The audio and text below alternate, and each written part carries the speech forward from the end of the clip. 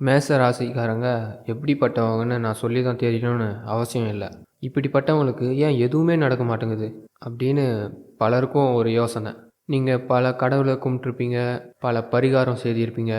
இருந்தாலும் எந்த நல்லதும் நடந்த மாதிரி இல்லை. ஒரு ஆதங்கத்தில் வாழ்ந்துட்டுருக்கீங்க. நினச்சது நடக்கலைன்னு கடவுளையே வெறுத்து வாழ்கிற அளவுக்கு நீங்கள் இன்றைக்கி மாறியிருக்கீங்க. தப்பு கடவுள் மேலே இல்லைங்க, உங்கள் மேலே தான். ஒவ்வொரு ராசிக்கும் ஒவ்வொரு கடவுள்களை பல நூற்றாண்டுகளுக்கு முன்பே சித்தர்கள் தெளிவாக எழுதி வச்சிருக்காங்க. அதன்படி நீங்கள் எந்த கடவுள் வழிபட வேண்டும் என்று எழுதியிருக்கிறதோ அந்த கடவுளை நீங்கள் முறையாக சரியாக வணங்கி வந்தால் உங்கள் வாழ்வில் உள்ள கஷ்டங்கள், துயரங்கள் போன்றவற்றையெல்லாம் நீங்கி பல அதிர்ஷ்டங்களையும் போதும் போதும் என்கிற அளவுக்கு செல்வங்களையும் ஆனந்தத்தையும் பெற முடியும். இது சித்தர்கள் எழுதி வச்ச மறைக்க முடியாத உண்மை. கோபம் இருக்கும் இடத்தில்தான் குணம் இருக்கும் என்ற ஒரு பழமொழி நம் முன்னோர்கள் கூறியிருக்குது, கேள்விப்பட்டிருப்பீங்க. அந்த பழமொழி கச்சிதமாக பொருந்தக்கூடிய மேசராசிக்காரர்கள். ஆமாங்க, நீங்கள் ஒரு விஷயம் தப்புனா அங்கேயே எத்தனை பேர் இருந்தாலும் நேர்மையாக பேசுவீங்க. தப்புனா தப்பு, சரினா சரி. ஒரு விஷயம் ரொம்ப பிடிச்சிருக்குன்னா அதை பாராட்டவும் தயங்க மாட்டாங்க. அதே மாதிரி ஒரு விஷயம் பிடிக்கல அப்படின்னா உடனே ரியாக்ட் பண்ணி பிடிக்கலைன்னா பிடிக்கல அப்படின்னு ஓப்பனாக சொல்கிறவங்க. ஆரம்பத்தில் உங்கள் கோபத்தால் புரிஞ்சிக்காமல் போனவங்கெல்லாம் அதுக்கப்புறம் உங்களுடைய குணத்தை புரிஞ்சுப்பாங்க. சில நேரங்களில் பொறுமைன்றதே மேசராசிக்காரர்கள் தவற விடுறீங்க. நினைத்தது உடனே முடிக்க வேண்டும் அப்படின்னு நினச்சி சில விஷயங்களை சிந்திக்காமல் உடனே செயல்படுத்தக்கூடியவங்க. ஆனால் அந்த விஷயத்தில் சில பிரச்சனைகள் கூட சந்திப்பீங்க. அதுக்கப்புறம் ஏன்டா இந்த விஷயத்தில் போய் இறங்கணும் அப்படின்னு சொல்லிட்டு சிந்தித்து தெளிவாகி திரும்ப அந்த விஷயத்தில் வெற்றி பெறக்கூடியவங்க. எந்த ஒரு விஷயமா இருந்தாலும் நிதானமாக பொறுமையாக ஒரு தடவைக்கு 10 தடவை, இப்படி ஒரு தடவைக்கு 10 தடவை யோசிங்க, ஒரு முடிவை எடுங்க. எல்லோருக்கும் பிறந்த உடனே அறிவு வர்றதில்லை. நம்மளை சுற்றி உள்ள குடும்பத்தை சார்ந்தோம், சமூகத்தை சார்ந்தோம் தான் நம்மளுடைய அறிவுன்றது வளர்கிறது. ஒவ்வொருத்தரையும் பார்த்து தான் நம்ம ஒரு விஷயத்த கற்றுக்க முடியும். இந்த மேச ராசிக்காரங்களுக்கு ரொம்ப பிடிச்சது தெளிவாக பேசுவாங்க. ஒரு உண்மை தன்மை இருக்கும் அவங்க பேசுகிறதுல.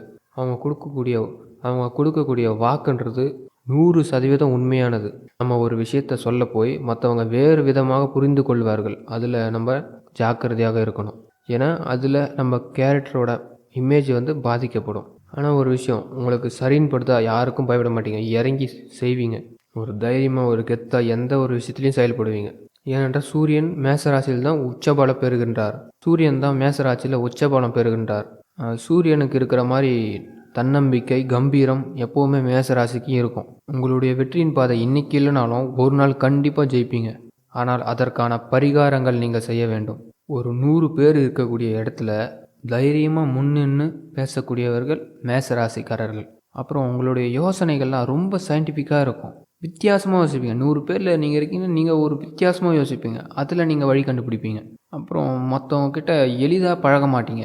அவங்க என்ன ஏன் சொல்கிறேன்னா, செவ்வாய் இருக்கார்ல, அவருக்கு இருக்கக்கூடிய கோபம், வேகம், சென்டிமெண்ட், ஆர்கியூமெண்ட், உறுதியான மனநிலை, அதிகார தோரணம் இதெல்லாம் இருக்கிறதுனால மற்றவங்கக்கிட்ட சீக்கிரமாக மெர்ஜாக மாட்டீங்க. எந்த இடத்துக்கு போனாலும் நம்மளுக்கு முன்னுரிமை கொடுக்கணும் அப்படின்னு எதிர்பார்ப்பீங்க. அப்படி இல்லைன்னா உங்களுக்குள்ளே ஒரு ஈகோ வந்துடும். உதாரணமாக ஒரு 20 பேர் இருக்கக்கூடிய இடத்துல ஒரு சப்ஜெக்டை எடுத்து பேசுகிறோன்னா அதில் மேசராசி இருக்கவங்கள கூப்பிட்டு முன்னிலை நிறுத்தி ஒரு அங்கீகாரத்தை கொடுத்தோம் அப்படின்னா திருப்தி ஆகிடுவாங்க. அப்படி இல்லைன்னா அங்கே ஒரு நிமிஷம் கூட இருக்க மாட்டாங்க.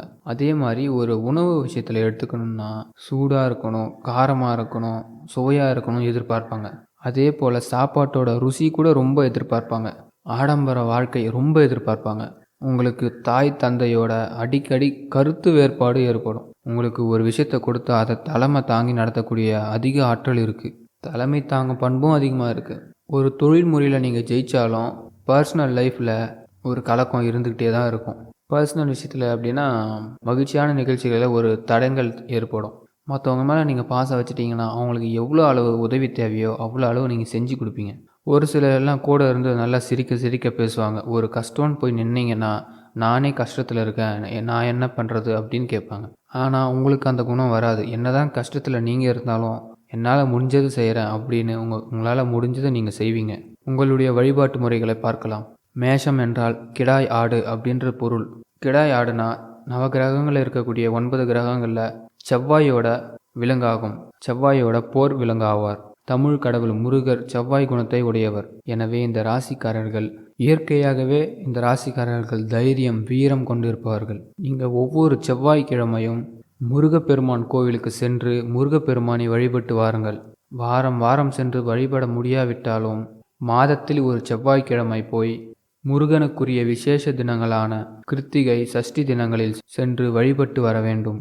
உடன் பிறந்த சகோதர சகோதரிகளுக்கு தேவையான உதவிகள் செய்து கொடுக்க வேண்டும். வருடத்தில் ஒரு முறை அல்லது 2 முறை இரத்த தானம் செய்வது சிறப்பு. அசைவ உணவு உண்பதாக இருந்தால் எக்காரணம் கொண்டும் செவ்வாய்க்கிழமைகளில் அசைவ உணவுகளை உண்ணக்கூடாது.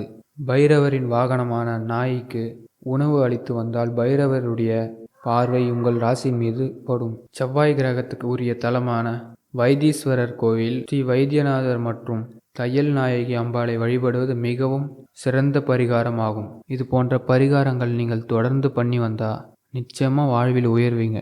இது சித்தர்கள் கூறிய ஒரு பரிகாரமாகும். நன்றி, வணக்கம்.